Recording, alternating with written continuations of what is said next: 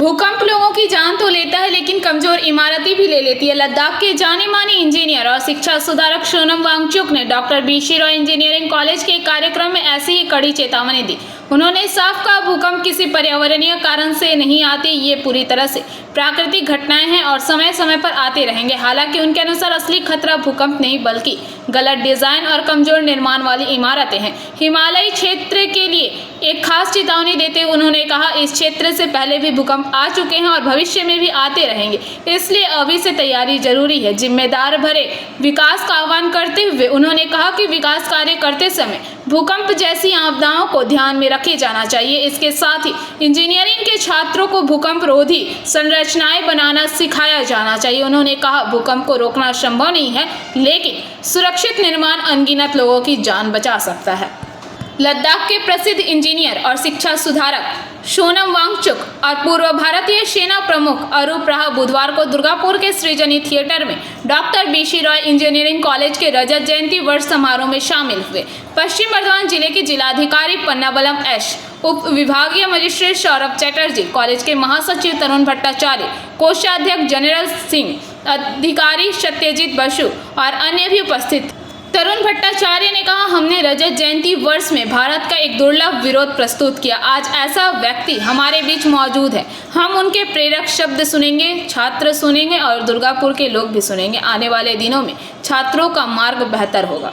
हाँ, तो मैं ये कह रहा था कि टेक्निकल एजुकेशन पूरे भारत में थोड़ा जिंदगी के करीब आने की ज़रूरत है। हम सिर्फ लेबोरेटरीज में करते हैं या फिर अमेरिका के बैक ऑफिस की तरह काम करने के लिए लोगों को तैयार करते हैं, जो शायद इकोनॉमी के लिए अच्छा है, मगर हमारे जो लोग हैं जो गांव में रहते हैं उनकी समस्याओं को सुलझाने के लिए भी तकनीकी शिक्षा की प्रयोग की जानी चाहिए। Sir, what to say about artificial? Now, you please tell me, should I speak in English or Hindi?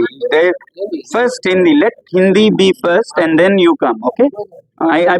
मैं अपने भारत की भाषा को पहले नहीं तो पहले आप हिंदी में ही पूछिए, ठीक है?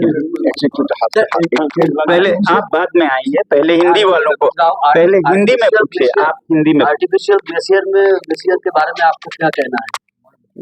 जी, आर्टिफिशियल ग्लेशियर्स जहाँ जहाँ संभव है वहाँ बहुत उसका उपयोग है और लद्दाख में ये शुरू हुआ। अभी ये भारत के पास के देशों में जैसे भूटान में या नेपाल में या पाकिस्तान में बनाए जा रहे हैं और उधर यूरोप और साउथ अमेरिका में भी। तो इसके जैसे तकनीकों की विकास की जानी चाहिए इंजीनियरिंग कॉलेज में।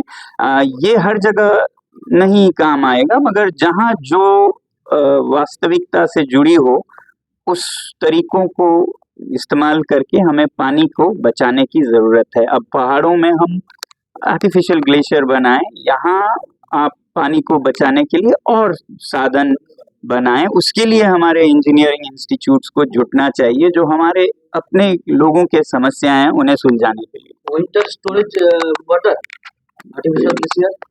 जी जी जी। लद्दाख की स्टेट जो मूवमेंट चल रही है इसमें क्या लगता है? क्या नहीं, मैं अभी मेरे जिंदगी का एक बड़ा पहलू है शिक्षा और पर्यावरण, और यहाँ पर एक इंजीनियरिंग। दुर्गापुर से निमाई दास की रिपोर्ट, PVTV न्यूज़। रानीगंज में इतने लग्जरी रूम, वो भी इतने कम प्राइस में। सो मैं बात कर रही हूँ रानीगंज के NSD रोड में लोकेटेड होटल अतिथि इन के बारे में। यहाँ पे आपको फैमिली, फ्रेंड्स और कॉर्पोरेट के लिए रूम्स मिल जाएंगे, वो भी सिर्फ 1500 स्टार्टिंग प्राइस में। यहाँ पे आपको super deluxe room, Dulux room, regular room के साथ साथ प्योर वेज रेस्टोरेंट, जहाँ से आप अपने रूम तक टेस्टी फूड ऑर्डर कर सकते हैं। ये होटल हाइजीनिक और क्लीन होने के साथ साथ 27 हेल्पिंग फैसिलिटी भी देती है। High speed wifi, TV with fully AC interior, 24/7 room service, good ambience, clean cupboards, separate geyser facilities, clean washrooms, smoking area. अगर आपका भी प्लान है रानीगंज में स्टे करने के लिए तो आपके लिए ये एक अच्छा ऑप्शन हो सकता है। आप यहाँ पर रूम ऑनलाइन प्लेटफॉर्म मेक माई ट्रिप से भी बुक कर सकते हैं। अगर आप मेरी वीडियो दिखाते हैं तो आपको मिलेगा एक्स्ट्रा 20% ऑफ। अतिथि इन होटल आपको रानीगंज स्टेशन से 5 मिनट वॉकिंग डिस्टेंस पे मिल जाएगा और इन्फॉर्मेशन के लिए आप इन्हें कॉल भी कर सकते हैं। Thank you for watching.